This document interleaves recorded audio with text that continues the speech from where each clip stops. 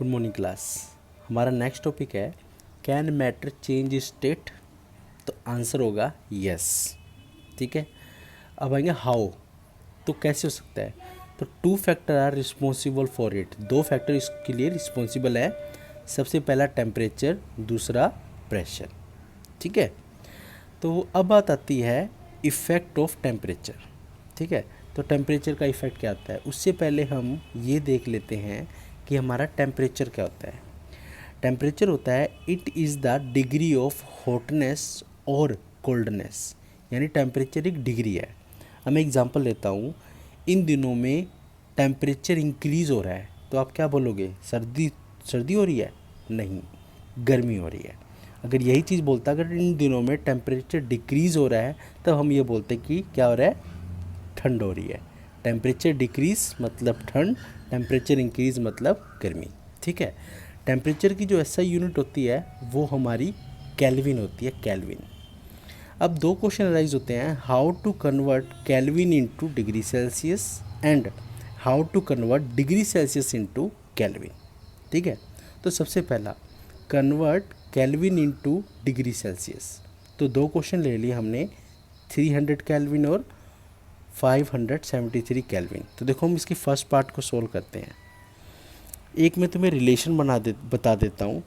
ठीक है, kelvin is equal to 273 degree 0.15 होता है, बट आप ले सकते हो, कोई दिक्कत नहीं, प्लस डिग्री सेल्सियस।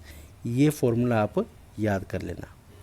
यानी अगर आपको केल्विन को सेल्सियस में, सेल्सियस को केल्विन में करना है तो ऐसे।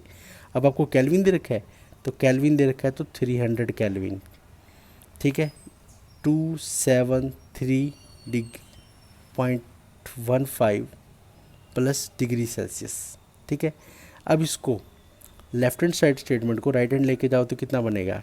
300 minus 273.15 is equal to degree Celsius. कर दो माइनस। तो आप इसको उस तरीके से माइनस कर लो, 0.00273.15 माइनस क्या आएगा? 5।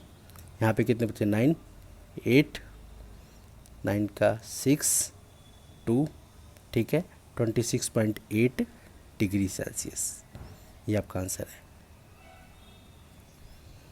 क्लियर? इसी तरह 573 को आप कन्वर्ट कर लेना। ठीक है, सेकंड अगर इसी के अंदर मैं क्वेश्चन बनाऊं, क्या? कन्वर्ट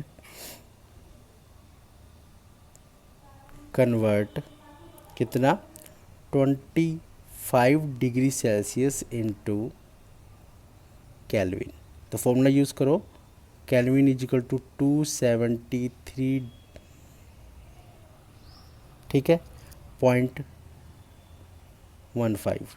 ठीक है, 273.15 हमने इसको लिख दिया। ठीक है, अब लिखने के बाद ठीक है, प्लस में डिग्री सेल्सियस कितना है? 25। तो 273.15 प्लस, देखो आप इसको चाहो तो, ठीक है, पॉइंट में ये डिग्री नहीं है, ठीक है, बाय मिस्टेक लिख दिया।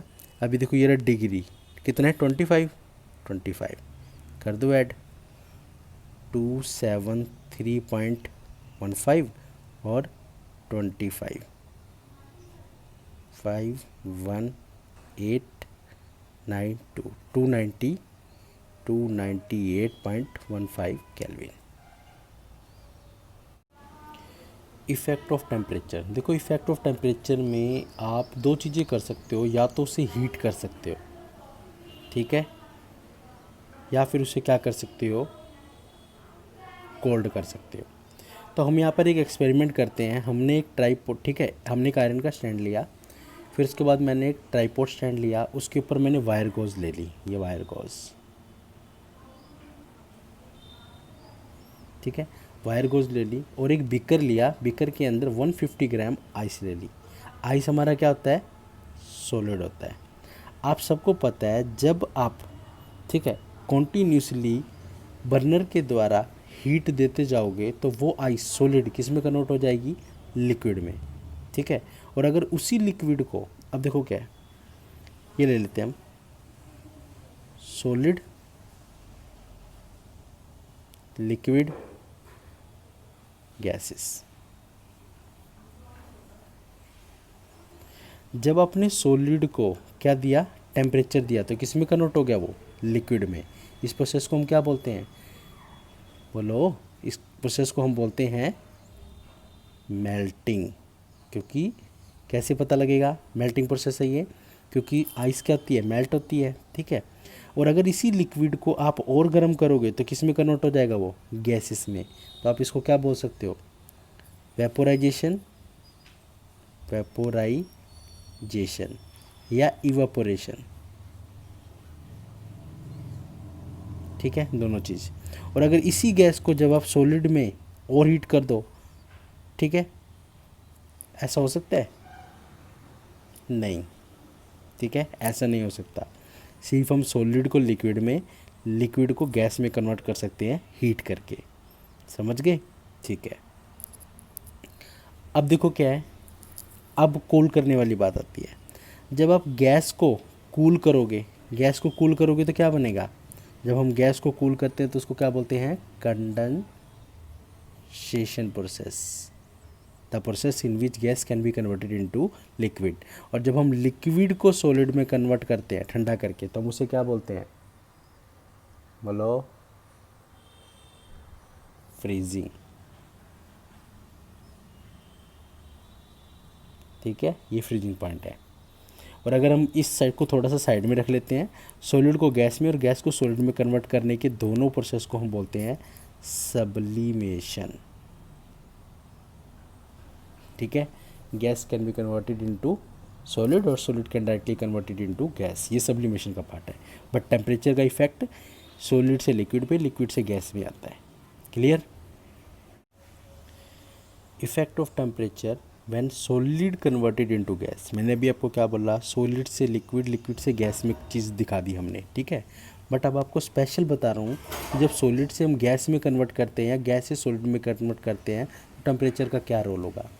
मैंने क्या किया है, एक ट्राइपॉड स्टैंड लिया, नीचे एक बर्नर लगा दिया, इस ट्राइपॉड स्टैंड के ऊपर वायर गोज के साथ, ठीक है, वायर गोज के साथ एक चाइना डिश ली, और इस चाइना डिश के अंदर मैंने अमोनियम क्लोराइड लिया, जिसको हम कैम्फर भी बोलते हैं, ठीक है, किसके अंदर, ठीक है, वैसे तो ये सॉलिड फॉर्म में होता है, उसको हमने क्रश करके चाइना डिश के ऊपर रख दिया।